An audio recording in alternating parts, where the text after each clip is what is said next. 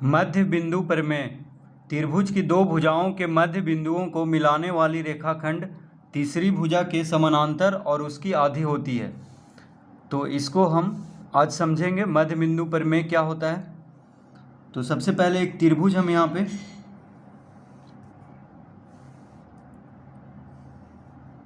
इस तरह से बना लेंगे। तो इस त्रिभुज का नाम है ABC।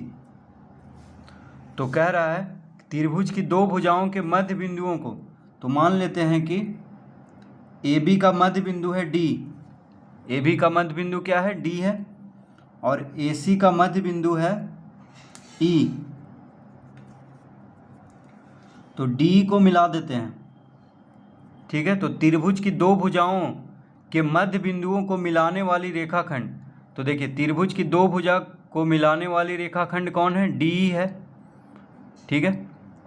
तो AB और AC के मध्य बिंदुओं को जो रेखाखंड मिला रहा है वो कौन है? DE, ठीक है। तो तीसरी भुजा के समानांतर और उसकी आधी होती है। तो क्या कह रहा है मध्य बिंदु प्रमेय में कि D जो होगा BC के आधा होगा और BC के समानांतर होगा, ठीक है। तो इसको हम आज सिद्ध करेंगे। तो लिखेंगे यहाँ पे दिया है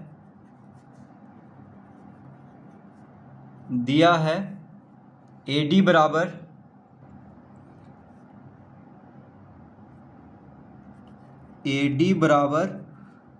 DB।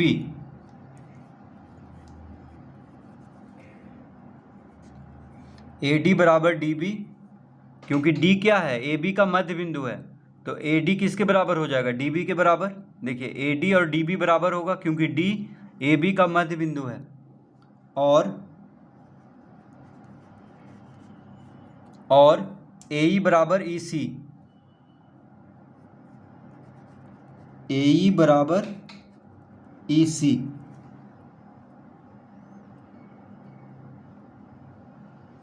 तो AE और EC बराबर हो जाएगा।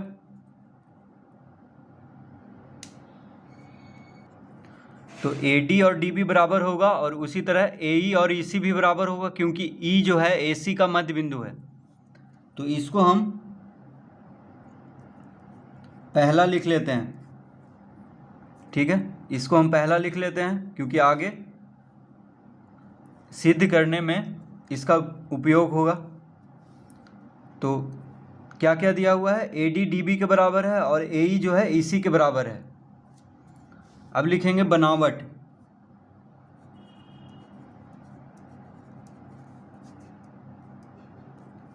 तो बनावट हमें क्या करना है? DE बराबर EF खींचें,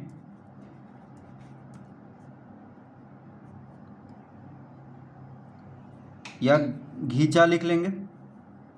तो DEF के बराबर खींचना है। देखिए D और EF को, तो D को आगे बढ़ा देंगे ताकि D और EF, देखिए यहाँ पे F लिखेंगे और फिर इसको मिला देंगे, ठीक है, इस तरह से। तो D बराबर EF, यानी D जितना है उतना ही EF खींचना है। D जितना है उतना ही EF खींचना है ताकि D EF के बराबर हो जाए, ठीक है। तो D बराबर EF खींचा, यानी D के जितना ही EF, E से आगे बढ़ाना है F तक। तो जितना D होगा उतना ही EF होगा, ये हमें खींचना है। उसके बाद लिखेंगे और FC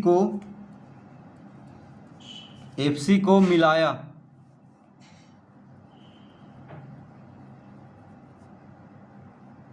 FC को मिलाया। तो देखिए D और EF को बराबर, D के जितना ही EF खींचना है और FC को मिला देना है, यही बनावट करना है यहाँ पे, ठीक है। तो बनावट में हम लिख लेंगे D बराबर EF खींचा और FC को मिलाया, FC को मिला देंगे इस तरह से। ये हो गया बनावट। अब लिखेंगे चूंकि त्रिभुज AED और त्रिभुज सी एफ में, तो अब हम यहाँ पे दो त्रिभुज को सर्वासम सिद्ध करेंगे, त्रिभुज AED और त्रिभुज CEF। देखिए त्रिभुज AED और त्रिभुज CEF, ये दोनों को सर्वासम सिद्ध करेंगे सबसे पहले। तो त्रिभुज AED और त्रिभुज CEF को लेंगे यहाँ पे। तो त्रिभुज AED और त्रिभुज CEF में क्या क्या दिया हुआ है, तो लिखेंगे यहाँ पे AE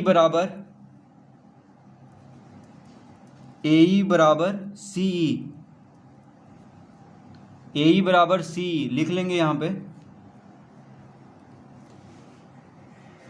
दिया है।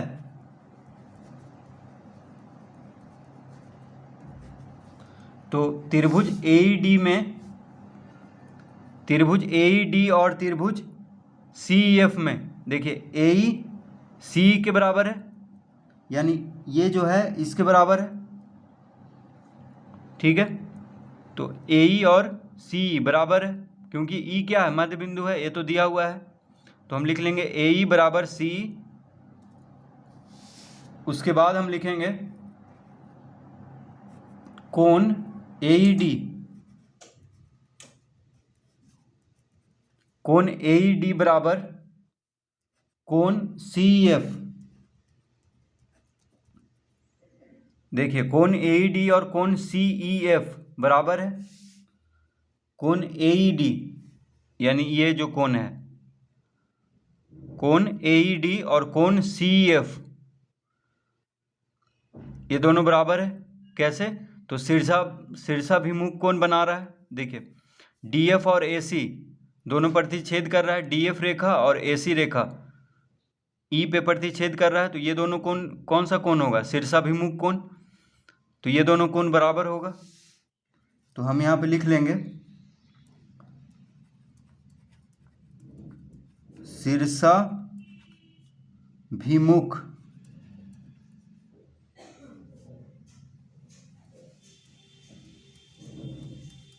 कोण। तो कोण AED और कोण CEF बराबर है क्या, कौन सा कोण है, शीर्षाभिमुख कोण है, ठीक है। उसके बाद हम लिख लेंगे DE बराबर FE। ये कैसे होगा, तो लिखेंगे बनावट से।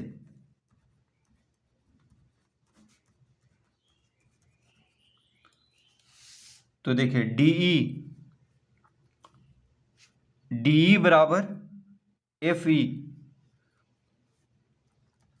ये दोनों बराबर है। DE जो है FE के बराबर है, क्योंकि बनावट से हम लिए हैं DE बराबर EF। तो DE FE क्या है, बराबर है। तो त्रिभुज AED और त्रिभुज CEF में देखिए भुजा से ये दोनों त्रिभुज क्या हो गया, सर्वासम हो गया। तो भुजा कोण भुजा, तो लिख लेंगे हम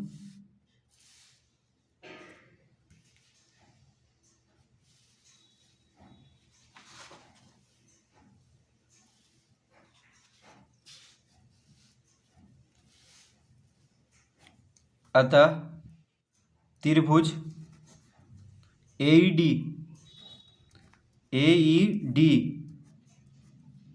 सर्वासम त्रिभुज CEF कैसे हुआ, तो लिख लेंगे SAS से, यानी भुजा कोण भुजा, साइड एंगल साइड, ठीक है।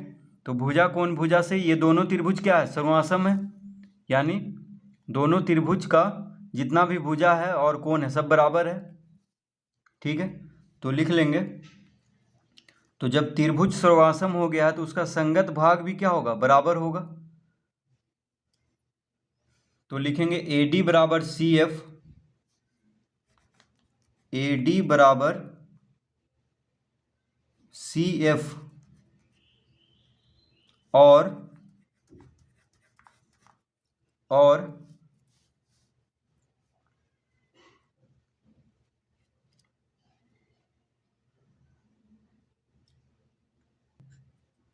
कोण ADE बराबर एकांतर कोण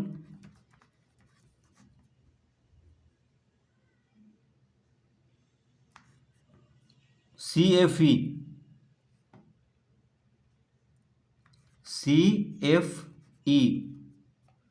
और यहाँ पे लिख लेंगे CPCT।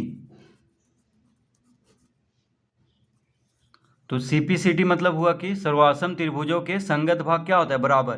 तो जब ये दोनों त्रिभुज सर्वासम हो गया है तो उसका संगत भाग यानी ADCF के बराबर हो जाएगा और कोण ADE बराबर हो जाएगा कोण CFE, जो कि एकांतर कोण है।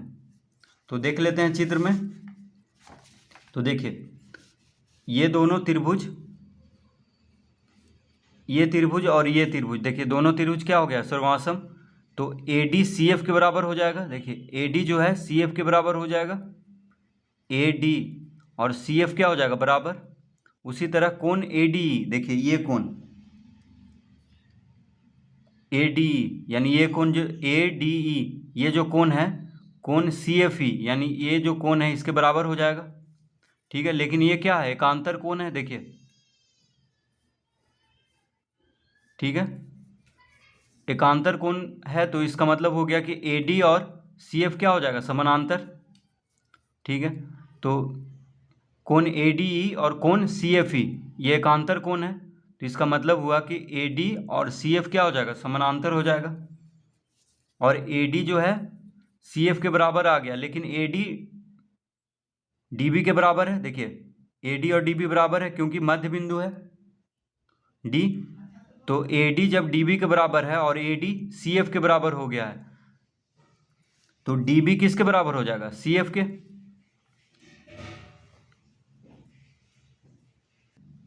तो इसको हम दूसरा लिख लेंगे क्योंकि AD बराबर CF और कोण ADE बराबर एकांतर कोण CFE, ये आगे इसका उपयोग होगा क्योंकि सिद्ध करने में।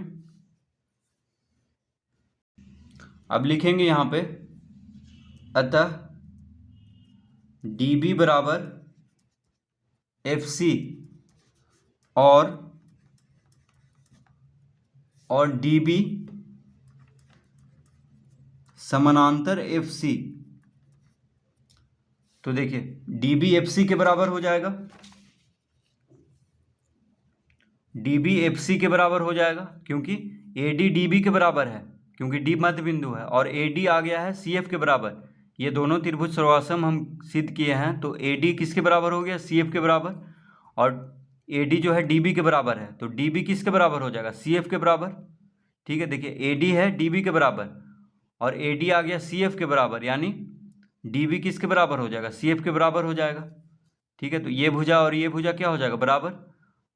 और कोण ADE ये जो कोण है और ये कोण CFE, ये दोनों कोण क्या है, एकांतर कोण है। इसका मतलब हो गया कि DB जो है समानांतर है CF के। तो देखिए DB बराबर हो जाएगा FC और DB समानांतर है FC के। ये कैसे हुआ, तो लिख लेंगे, पहला और दूसरा से, पहला और दूसरा से। ठीक है, तो पहला में क्या था, देखिए पहला में था AD DB के बराबर, AD DB के बराबर है, और दूसरा में AD CF के बराबर है। ठीक है, तो DB FC के बराबर हो जाएगा, इसीलिए हम यहाँ पे लिख लिए हैं, पहला और दूसरा से क्या हो जाएगा, DB FC के बराबर हो जाएगा और DB समानांतर हो जाएगा FC के। तो इसका मतलब हो गया, तो DB जो है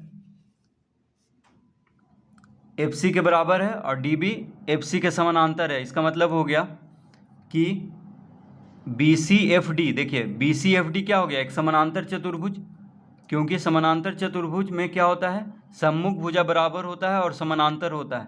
तो देखिए जब DB FC के बराबर हो गया है और DB क्या हो गया, FC के समानांतर, तो इसका मतलब हो गया कि BCFD क्या है, एक समानांतर चतुर्भुज है। BCFD क्या है, एक समानांतर चतुर्भुज है। तो लिख लेंगे यहाँ पे, अतः अतः BCFD एक समानांतर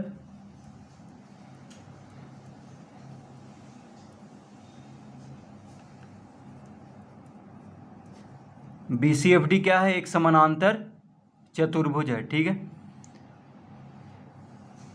तो DB FC के बराबर है और DB समानांतर FC के। इसका मतलब क्या हो गया कि BCFD क्या है? एक समानांतर चतुर्भुज है।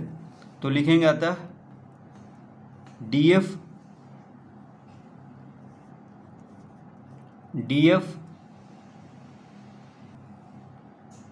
DF बराबर BC और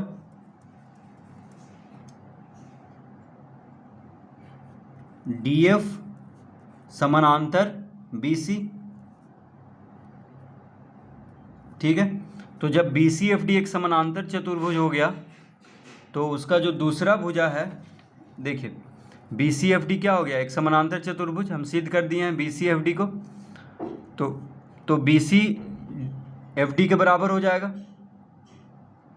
ठीक है, BC जो है DF के बराबर हो जाएगा और BC DF के समानांतर भी हो जाएगा, क्योंकि BCFD क्या है? एक समानांतर चतुर्भुज है। तो समानांतर चतुर्भुज का सम्मुख भुजा क्या होता है? समानांतर और बराबर। तो BC जो है DF के बराबर हो जाएगा और BC समानांतर हो जाएगा DF के। तो इस तरह लिख लेंगे, क्योंकि BCFD क्या है? एक समानांतर चतुर्भुज है, तो उसका संगत भुजा बराबर हो जाएगा और समानांतर भी हो जाएगा। तो DF बराबर BC और DF समानांतर BC लिख लेंगे। अब लिखेंगे लेकिन DE बराबर EF। तो देखिए DF जो है BC के बराबर है और DF समानांतर है BC के। ठीक है, लेकिन DE जो है EF के बराबर है।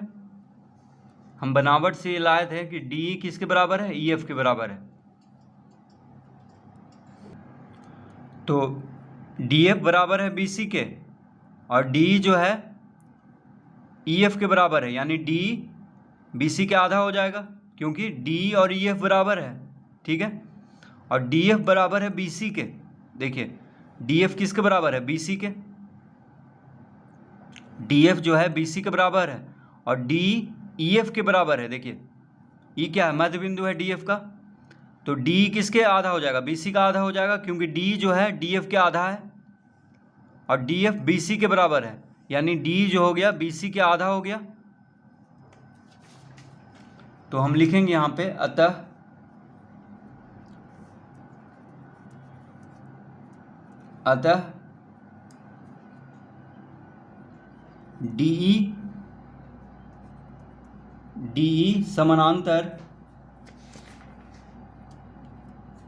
DE समानांतर BC और DE बराबर 1/2 DF बराबर 1/2 BC। तो देखिए, तो जब DE EF के बराबर है और DF जो है BC के बराबर है, इसका मतलब हुआ कि DE जो है, DE क्या है? DF का आधा है, क्योंकि DE EF के बराबर है। इसका मतलब DE क्या है? DF का आधा है। तो DF का जब आधा है तो BC का भी आधा होगा, क्योंकि DF BC के बराबर है।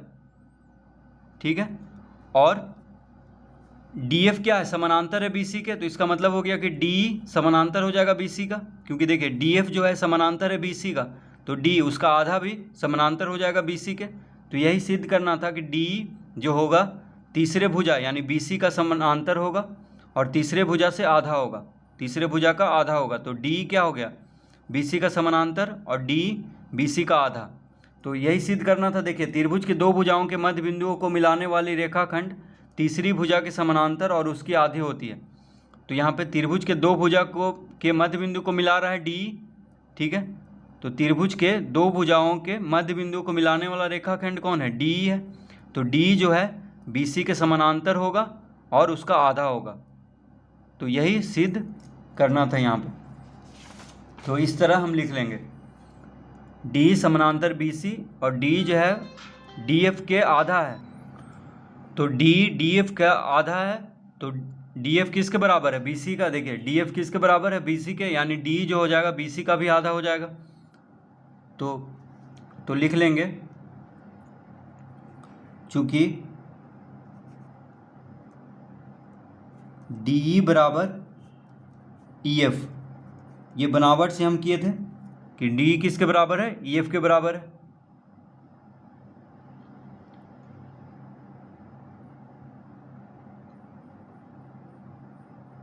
तो D जब EF के बराबर है, इसका मतलब हो गया कि D DF का आधा है और DF बराबर है BC के। इसका मतलब हो गया कि D जो है BC का आधा है। तो D समानांतर BC और D बराबर हाफ BC, यही सिद्ध करना था।